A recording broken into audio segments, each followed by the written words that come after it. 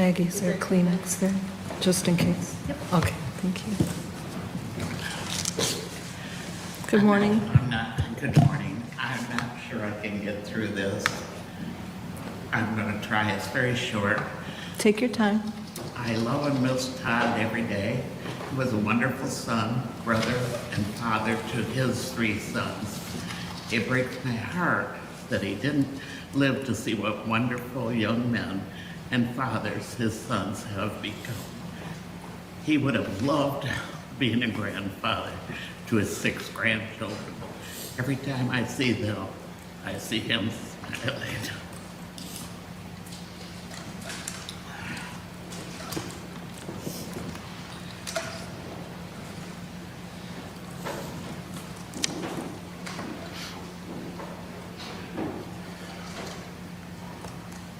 Do you want to sit down, ma'am? Is it right if I go? Yeah, we can pull up a seat for you.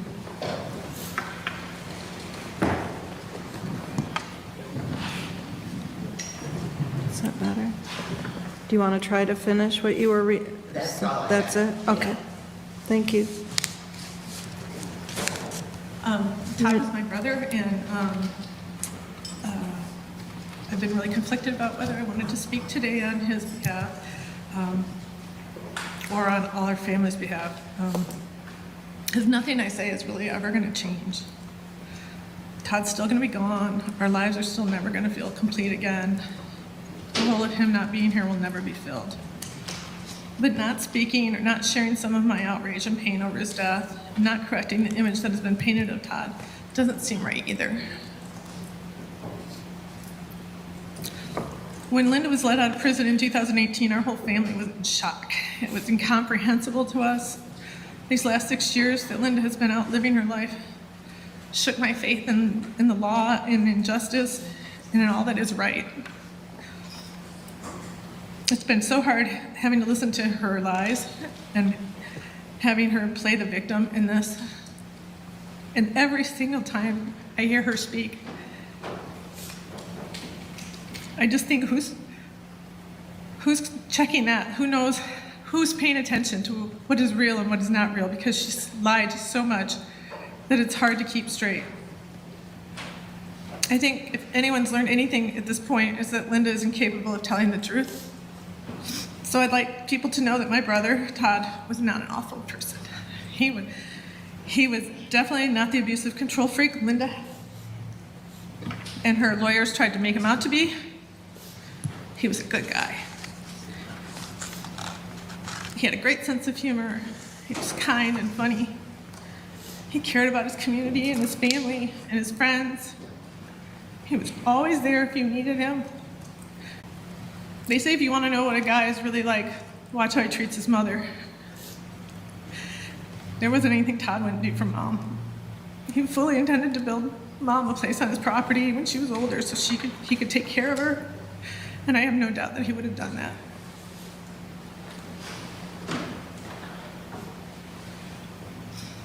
It was Todd who showed up with his truck on a Saturday when it was pouring rain to help me move. One of those washout pouring rain days that it's just not gonna let up. Had a whole house to move. Todd drove in from Lawrence. I was delighted to find out he was the only one there to help me move. And he just grinned and said, "I hope you're buying lunch." You could count on Todd. He was loyal and protective of those he loved. And he was gifted at making the ordinary fun. He was so creative and imaginative. He loved the holidays. He loved Halloween and Christmas. He made them all special for everyone. But just the everyday times that we spent with Todd were just as fun, just as great.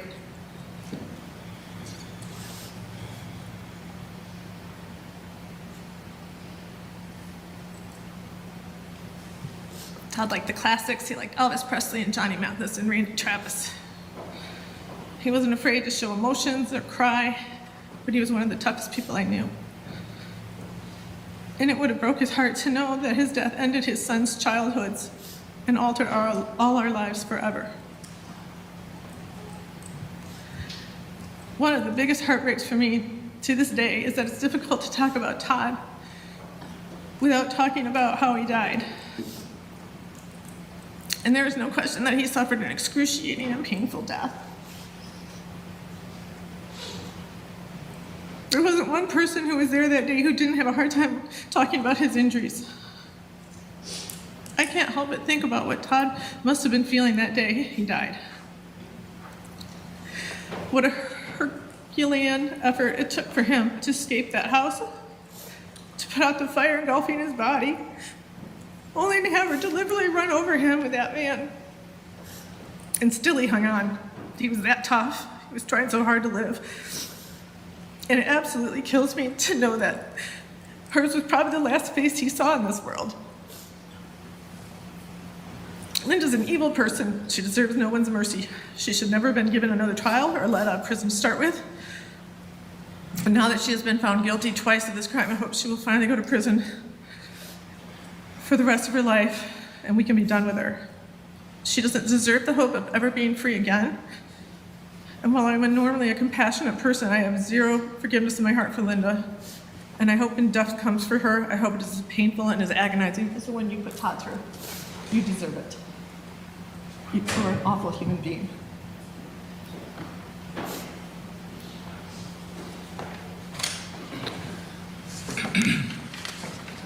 I just have a short statement from myself, and then I also have a statement from my sister Kathy, who cannot be here today, but asked me to read her statement. My statement's simple.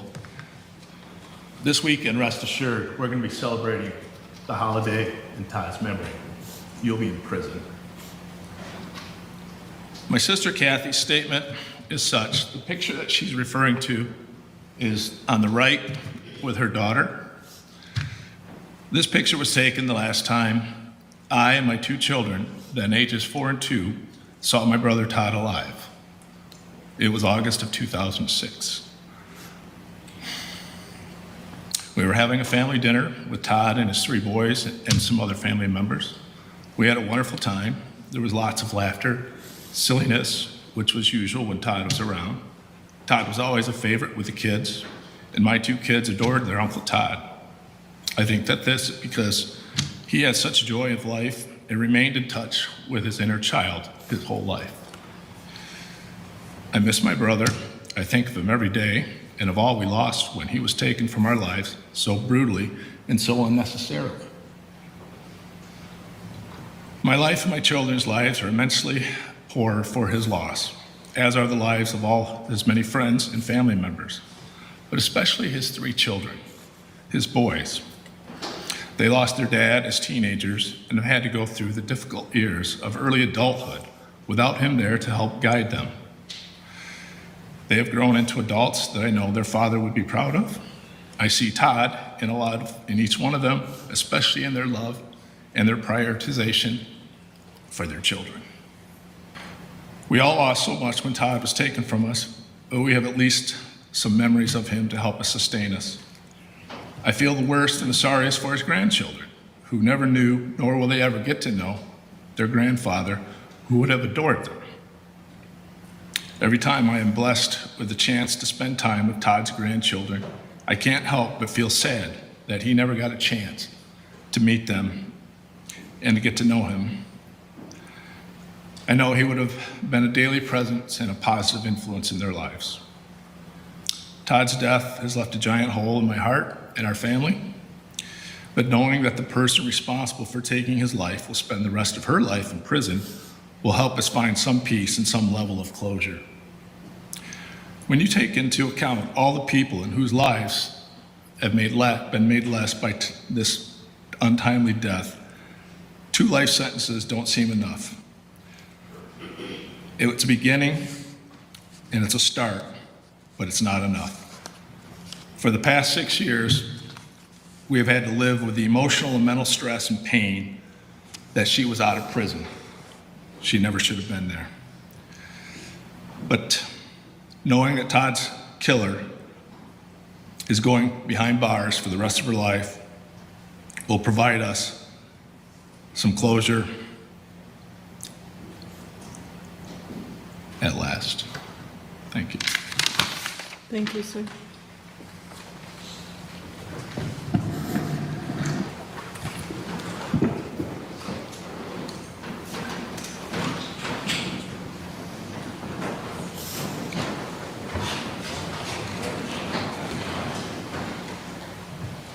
Does that conclude the victim statements? Okay, thank you. Defense, anything you wish to say on behalf of your client before I impose sentence? Your Honor, I would like to say that no matter what I can say, no matter what's been said, the fact that this court has one duty only under the legislature, that is to impose the sentence that's been mandated by the Michigan State Legislature. And my client, our client, is here to accept the court's imposition of that sentence, and we will move on from that point on. Thank you. And Mr. Mueller, nothing? Nothing, Your Honor. Thank Okay. you. Ms. Stermer, anything you wish to say? Yes, Your Honor.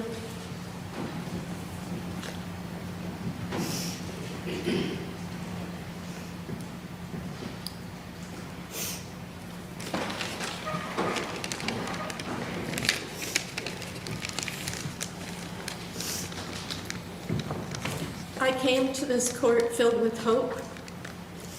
Hope that the questions which had been unanswered for so long would finally be answered. That this would finally be proven to all that the tragedy that took Todd from our lives was an accident and not a crime. Today, while I stand before you, innocent and wrongfully convicted, I am prepared for the battle ahead. My husband, my family, my daughters, friends, and legal team remain confident that this conviction will also be overturned. Thank you. Ms. Seiderbean or Mr. Blair? Thank you, Your Honor. This family has waited years for their questions to also be answered. And the questions have been answered, Your Honor, by 2 different juries. We have had 24 people that have now said unanimously that Linda Stermer killed Todd. The questions are answered. I had the pleasure of getting to know this family over the last several years, and it was ups and downs, let me tell you, because they didn't understand. They didn't understand why she was out. They didn't understand why we were going to trial the second time. They didn't understand why these pictures couldn't be up at trial. And they didn't understand why they had to listen to all the defendants' lies about their loved one the entire trial. And then we couldn't say anything. We couldn't say anything. Todd was portrayed in very unfavorable terms through Linda's words. And I promised the family that today was about Todd. That's why these pictures are up here.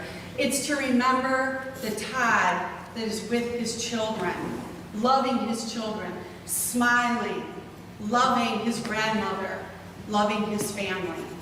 That's the Todd that I got to hear about for all of these years that could not be portrayed to this court. It could not be portrayed to the media. And so that's what today is about. It is a celebration of Todd. Now that 2 juries have found her guilty, Your Honor, we understand we're not arguing for any particular sentence, as we know what the sentence is all going to be. But we really just wanted to take this opportunity to be able to celebrate his life. His boys are remarkable. I've spent a lot of time with them. Their pain is deep. Their pain is deep. The wives that I got to meet of the boys are so supportive and loving and strong, but yet they're supporting of broken men who lost a mother and a father, and who are now then in this role of raising their own families, finding their own way in life, and raising their children without the help of their father. And the person they used to call Mom, now they call Linda. I just asked this court to remember in its elocution if it would also talk about Todd and the things that they've heard today. because I think that's what the family would like. Thank you, Your Honor.